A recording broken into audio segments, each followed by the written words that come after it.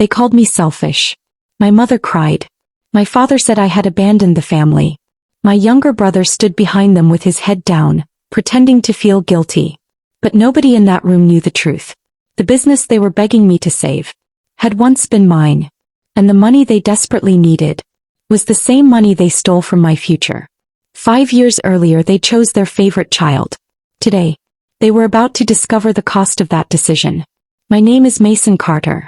Growing up, there were always two different sets of rules in our house. One for my younger brother, Tyler. One for me. If Tyler forgot his homework, the teacher was unfair. If I forgot mine, I was irresponsible.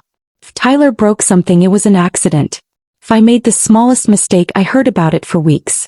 My parents never admitted they had a favorite. They didn't have to. Everyone could see it. Grandpa certainly could. Whenever he visited, he quietly slipped me $20 and whispered, "Keep believing in yourself, son. One day you'll understand."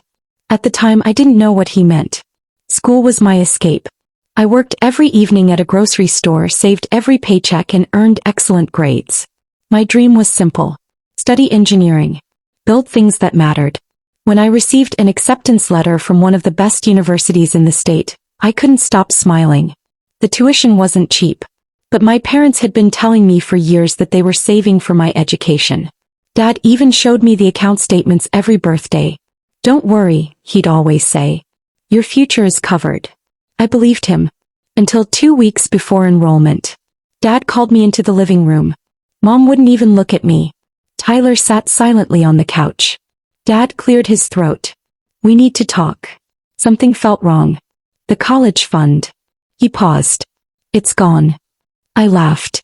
"What do you mean gone?" Mom finally spoke. "Your brother needed it." I stared at Tyler. "Needed it?"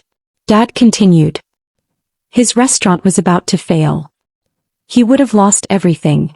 I couldn't believe what I was hearing. "You gave him my college money?" "It wasn't only yours," Mom snapped. "We're one family." Tyler finally looked up. "I'll pay it back." "When?" He stayed silent. The answer was obvious. Never. That night, I packed one suitcase and left home. Nobody tried to stop me. The following years were the hardest of my life. I attended community college during the day, worked construction at night, slept 4 hours whenever I could.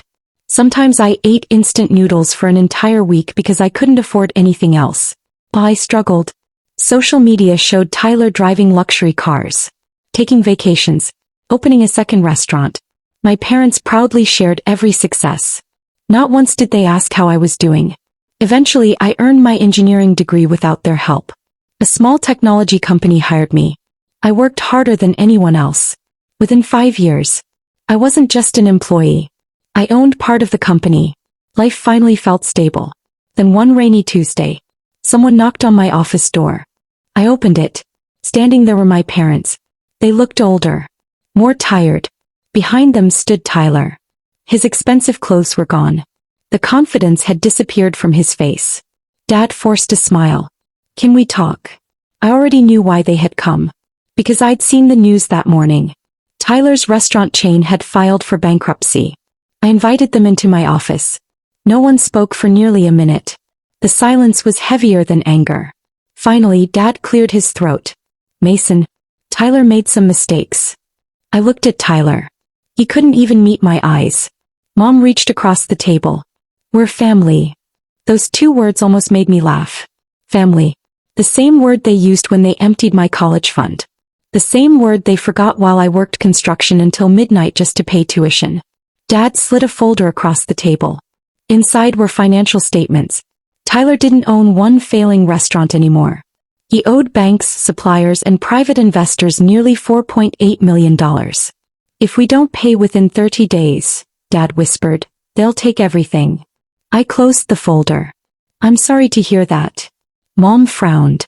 "That's all you're going to say?" "What else should I say?" She looked shocked. "We're asking for your help." "No," I replied calmly. "You're asking for my money." The room became silent again. Tyler finally spoke. "I know I don't deserve it." That surprised me. It was the first honest sentence I'd ever heard from him. "I believed I was smarter than everyone," he continued. "I spent money trying to impress people. I thought success would last forever. He looked at me. I was wrong. Dad quickly interrupted. If you invest in Tyler's business, he'll repay everything. I shook my head.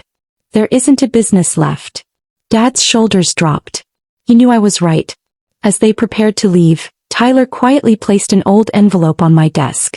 I found this after Grandpa's house was sold. He said it belonged to you. After they left, I opened it. Inside was a handwritten letter from Grandpa. Mason, if you're reading this, life probably wasn't fair. I noticed things your parents never admitted.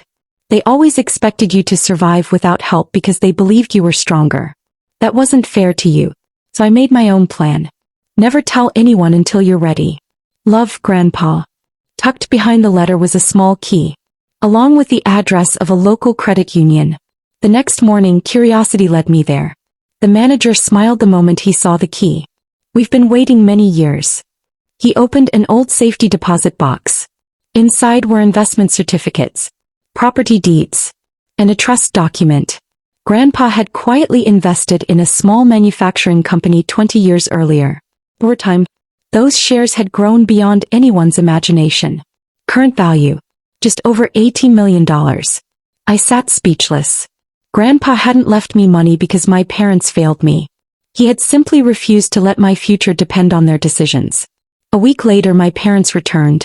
This time they looked desperate. The bank begins foreclosure tomorrow, Dad said. Mom's eyes were red from crying. We'll lose the house. Tyler stood behind them. I told them not to come. They insisted. I looked at all three of them. Then I made a decision. Not the one they expected. I'll help. Relief flooded their faces. Dad nearly smiled. Until I continued. I'll pay off the mortgage on one condition. What condition? Mom asked quickly.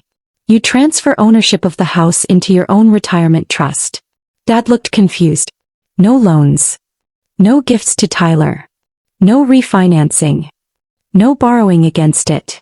It stays protected for the rest of your lives. Tyler looked at me in surprise. What about my debts? They're yours. I won't pay them. For a moment I thought he might argue. I said. He slowly nodded. I understand. Over the following year, Tyler worked harder than I'd ever seen. He delivered packages, washed dishes, worked overnight shifts in a warehouse. He sold every luxury watch, every expensive car, every unnecessary possession.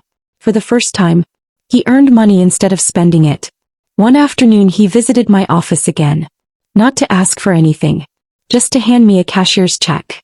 The amount wasn't large, only $5,000. But the memo line read, First repayment. I smiled. You didn't have to. Yes, he replied. I should have started 5 years ago. Months later, our parents invited us to dinner. Felt different. No comparisons. No favoritism. No excuses. Halfway through the meal, Dad quietly stood. I owe you an apology. He looked directly at me. We thought helping Tyler would save him. Instead, we almost lost both our sons. Mom wiped away tears. I kept calling it fairness. It wasn't.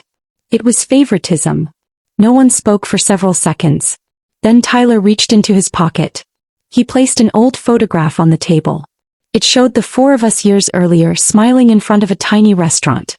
The only thing I ever wanted, he said softly, was for Dad to be proud of me. Dad placed a hand on his shoulder. I always was. I just showed it the wrong way. Today I still own part of the technology company I helped build. Grandpa's trust continues funding scholarships for students who can't afford college. Each scholarship carries his favorite quote. Opportunity should be earned, never taken from someone else. Tyler eventually became the manager of a local manufacturing plant. Not glamorous, not famous, but honest. He finished repaying every debt on his own. Our relationship never became perfect. Some scars don't disappear, but they can remind you how much stronger you've become. Looking back, the greatest revenge wasn't becoming richer than my family. It wasn't making them beg. It wasn't watching Tyler lose everything. The greatest revenge was proving that the future they tried to take from me was never theirs to decide.